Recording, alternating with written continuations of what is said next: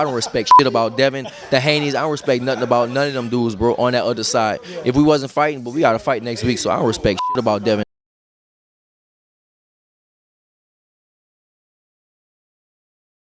Hey, what's up, everybody? Marcos Villegas for Fight Up TV, powered by stagefront.vip.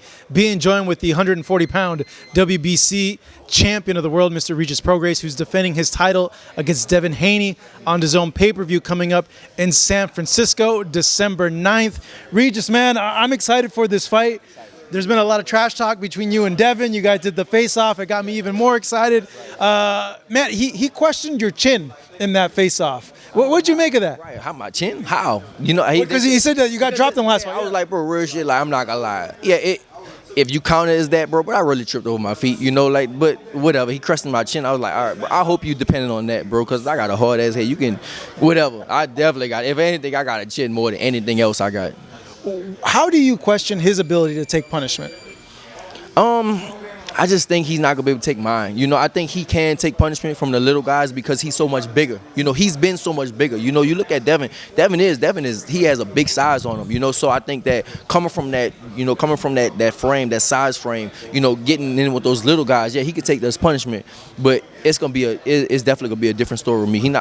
I know he's not gonna be able to take what I got for 12 rounds. It's not gonna happen, and he's not gonna knock me out. He ain't got no power, so he gonna have to last for 12 rounds with me, and it's not happening. Yeah, just as an observer, I think that's been one thing where people have said, like, there is a little weakness, not weakness, but they question his ability to take punches. Like, he was buzzed by Linares, he got caught with punches in other fights as well, you know, and they kind of wonder, like, what happens if you connect, not even solid, you know, around there. You know. Right, exactly. I mean, we'll see. But, I mean, I'm not even dependent just on pure power, bro. I think that's what everybody, like, trying to portray this as, like, power versus skill. But I'm really on my skill. That's what I've been doing here. I've been like training so hard for here, working on all the things I need to work on. Yes, I got power, but I think it's gonna shock. I think it's not everybody. I think it's gonna shock him about my speed, how fast I really am. It's not gonna be the power. The power is one thing, but I'm not just going and just prodding and walking down like I'm a Mexican. I know it's gonna be some skill going on. What do you make of that perception of people just seeing you as just like this power guy? I don't know, bro. I don't care. Honestly, I really don't care, brother. I mean, it's the fans, it's whatever. I really don't care about it. You know, that's why we fight and let people guess, and you know, their questions will be answered on December 9th. When you look at his skills and his jab, which has won him a lot of fights, and it really complicates fights. Like, do you see that as a very worrisome thing that he brings to the table? I think I'm a disable him. I know I'm gonna disable him, bro. I know I'm gonna disable him. Like just like I said, what I've been doing in the gym, what I've been doing sparring, just like all the stuff I've been doing, that's not gonna work. I know it's not gonna work. If that's all he got, it's not gonna work. I mean, I don't think that that's all he's gonna have. I know that he's gonna be working on some stuff. I know that, but I just can't see him. He's not gonna beat me. Stylistically, like, if you're coming forward and you're known as a big puncher, do you think there's going to be a lot of holding, a lot of clinching involved? Or are you prepared for that? I think he'll try. Yeah, I think he'll try, but you know, we'll be prepared for that. Of course, we prepare for, you know, everything. You know, that's all. So yeah, I think he'll probably try, but it's not gonna work. Not gonna work, huh? Nah, all that clinching, it's not gonna work. You know, we gonna get a fair referee and all that too. So it's not. I don't think that's gonna work. Yeah, that's the other thing too. Is like a ref allowing you to work outside of the clinch also. Yeah. We gonna have somebody that's, you know, letting us do all that stuff. So I think everything is gonna be good. Everything is gonna be fair. I'm not gonna have to worry about all that stuff. Some trainers that I've spoken to have suggested, like, hey, like, Regis has to get dirty in there. He has to maul Devin Hamey. He has to show him like he's the boss, he's the man, and at times not deliberately hit him low, but like just, you know, like get rough in there with him. Yeah, I heard that. You know, we'll see. I mean, I think that, you know, that's like you know, people. I think that's like the common knowledge. People want to see that, but at the same time, you know, he's thinking the same way. He probably thinking, you know, that's what's gonna happen too. So it's you got to prepare for everything, not just that, but you know, it might go that way, it might not. Do you want to have that type of fight, like or like, are you expecting that? Like, no, I gotta go to him and like show him who's boss. That's why I'm doing all my fights. That's why I'm doing all my fights anyway. I think this one more in particular, though, right? Kind of what I do in all my fights. You know, just dictate everything. You know, dictate just everything about the fight, the pace, everything. Just dictate all that stuff. You know, so that's what I do anyway. So, yeah. What fight of his from the past shows you or reveals to you who he is as a person, as a fighter, the most?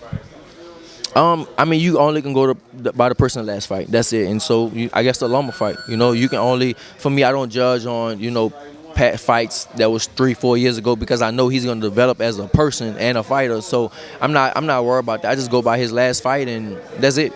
What did that fight then show you about him?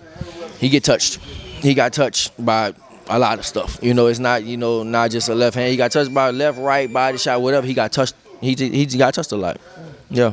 So then how do you take that and kind of implement it into your style? Because I know you and Loma are different style fighters. Yeah. Yeah, we different and stuff like that. I think that, well, keep saying I know that, when I land those same punches, it's just gonna be different. That's all. When I land the same punches that Loma landed, it's not gonna be the same. I punch way harder than Loma, so it's gonna be different. Is there one thing about Devin that you really respect, or is there some asset of his game where you look at and be like, you know what, I'll give him props. He's really good at that.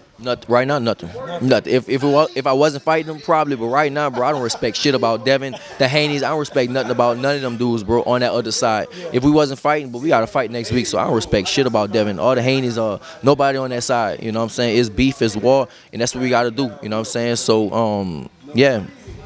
Locked in like that, huh? Just locked in, bro. Yeah, it ain't no, you know what I'm saying? Ain't no credit given right now. It's all, it's wartime. It's war mode. So, I can't, you don't think like that. That's all. So that's my enemy, and I ain't giving them credit for shit.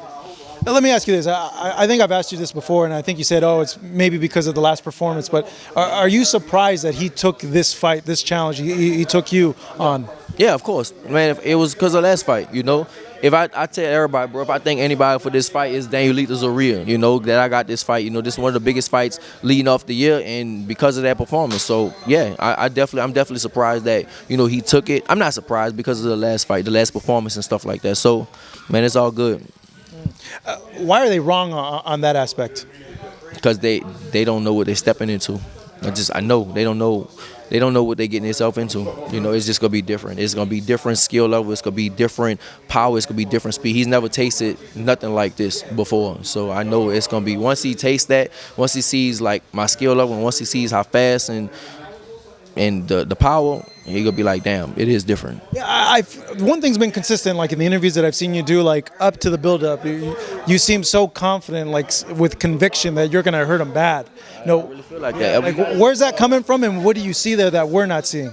Well, y'all don't see me sparring. Y'all don't see me doing the work I'm doing. And I know, like I said, I know what I'm doing in the gym. I know what I'm doing in sparring, man. Like I don't want to say what happened in sparring, but somebody else said it. But those things are happening with 16-ounce gloves on and headgear. So I just know once you put an 8-ounce gloves on, it's gonna be a different story. Been hurting your sparring partners, huh? Yeah. And one of them, something happened to one of them. So yeah. Mm-hmm. So given that, then, is it an early night, or is it something that you want to prolong for a long period of time? I really prepare for 12 rounds, like really 12 rounds of brutality. That's what I want. I don't even, not saying that's what I want, but that's what I'm prepared for. I've been sparring like that, and I'm prepared for 12 rounds of just brutality. That's it. Hurting somebody for 12 rounds. That's what I'm ready for. He recently announced that he's vacating his undisputed belts, but he's throwing up the name of Keith Thurman and wanting to fight at 147. When you see that, like, what goes on through your mind? Do you feel he's kind of overlooking you or not giving you enough respect? Probably overlooking me and stuff like that, but like I said, that might be mind games or whatever, bro. Honestly, bro, like I stay off the internet. If people don't tell me this stuff, I don't even know about that stuff. I stay off all the internet. I don't look at no vlogs. I don't even look at myself, bro. I definitely don't look at him, and I don't even look at myself. So I don't even care. I'm just locked in and focused on this fight right now. So whatever he got going on, bro, that's all on him. If he gave up the belts, if he fight Keith Thurman, whatever, I'm focused on him. So he can focus on whoever he wants to. But for me, I'm locked in on him. There's one guy making a lot of noise in your division and a lot of comparisons between you two as well, Subriel Matias. What do you make of him? Because a lot of people are kind of listing him as like the real dark horse in the division at 140. And are you at all eyeing a potential matchup in the future with him? Definitely, for sure. They say he was calling me out for a while, and I didn't know nothing about him. He fought on my undercard in New Orleans before, so I didn't know nothing about him and stuff. And then they say he was calling me out, so I was like, who is this dude? And then I saw who he was and stuff, and then he won a belt. I was like, all right, my eyes open a little. Then he fought last weekend, and I was like, all right, we can fight. If he's a dark horse and stuff like that, I feel like I'm the dark horse. So shit, we can fight and see who the real dark horse is. So I'm definitely open to that. But obviously we got Devin right now. You've seen his fights though, right?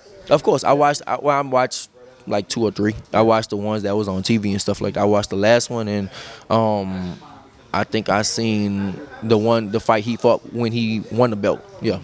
So I guess what he showed, what do you make of him? Like what he has as a fighter?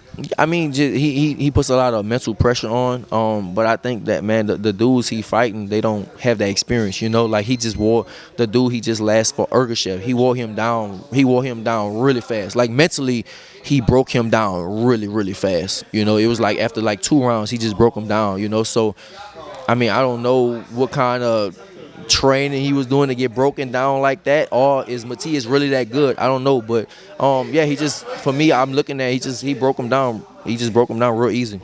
Regardless of what happens, you and Subriel is, jeez, man, that's a brutal freaking fight. For sure, that'll be a big brutal fight. So, you know, like I said, I do welcome that, but Devin first. That's true. You watched this fight, which means you watched the Benavidez fight and the Charlo fight. I know Charlo's your boy. What'd you make of Maul's return after 2.5 years? It was good for him, man. First off, you know, me and Maul, we don't talk like that. You know, I love him from a distance. Just like, listen, him and his brother get into it. His twin brother that look just like him, they get into it. So just imagine me. But I love him from a distance. I always wish him the best. I want him to be the best version of himself. I'm glad that he got back in the ring. He took that 2-year layoff and he's back. And, you know, he did what he's supposed to do. He beat Benavidez and he did good. I'm just happy for him. So, you know, on to the next and see what he does next. Hopefully we can get like him and like a Caleb Plant or something like that. I think that'll be, you know, a big fight, a big money fight and all that stuff. And, you know, hopefully he do well. Yeah, he didn't look rusty at all to me. I know he mentioned that he felt a little bit rusty, but like on the outside looking in, he looked really good for the break. But yeah, I want that Plant fight. Like, I think I want it more than the Benavidez fight. Yeah, definitely, for sure. I think, yeah, him and Plant, they didn't Plant this. Just because of the slap and all that. Plant just slapped him, and he definitely, you got to get that back, bro. He definitely got to get that back, so you can't let the man slap you. So he got to, I think, yeah, he definitely have to get that back. But, you know, even, you know, that's what he said, man. You can do whatever you want. I forgot about it, but let's make these millions. So that's what he want to do. So I think that if I was him, I would do that Plant fight next. What about, how impressed were you about David being able to do what he did in 6 rounds to someone who I feel is highly, highly skilled in Demetrius-Andrade? I mean, he looked good, bro. David looked like, he looks like a man versus boys right now. That's just honestly, that's what it look. He just too big. He too strong for everybody. You know, he whooping people like that. I mean, for me, Andrade, I was still leaning more towards David, but I thought it was a really even fight. But that's what I'm saying. You can't tell in boxing, bro. You just never know. You can't tell.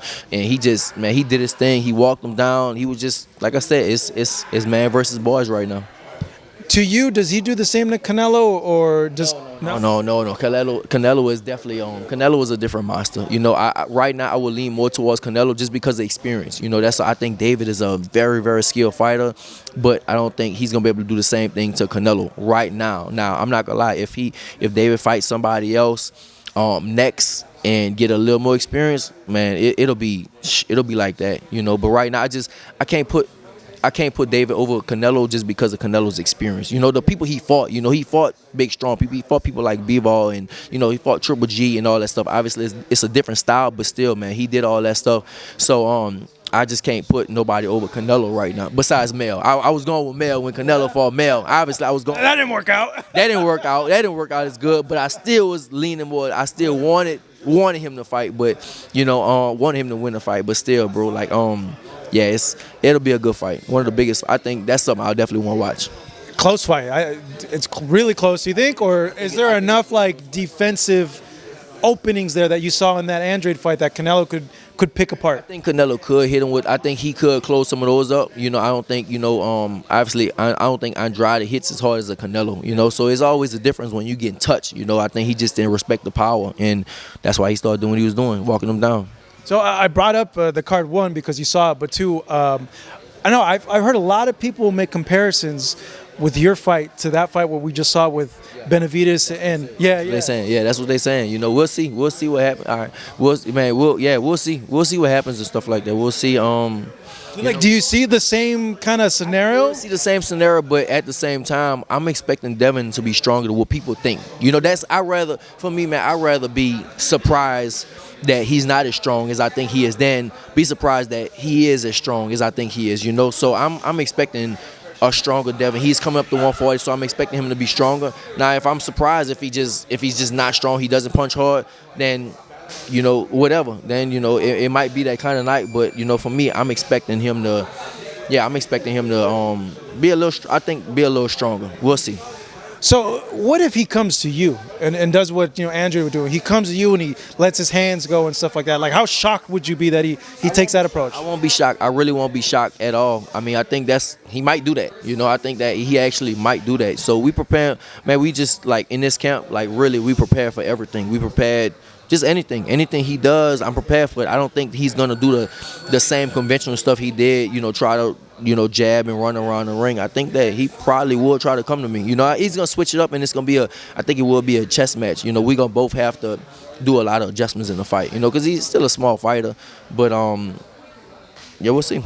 It's getting interesting in your division, man. You got Teo there. You got Ryan who fights coming up. Yourself, Devin. A lot of people in the mix. A lot of big fights, bro. A lot of big fights. I'm just glad I stayed at 140. People telling me I'm crazy. Go to 147. I'm like, man, hell no, bro. This is gonna be the money division, and look what's happening right now. This is the last biggest fight of the year. Right now. I think our light cut out, so I think that's the universe telling us to wrap it up. We'll adjust this as well. But hey, Regis, as always, good catching up. Good speaking to you. Really look forward to your fight. This man right here defending his 140-pound title on his own pay-per-view against Devin Haney coming up in San Francisco.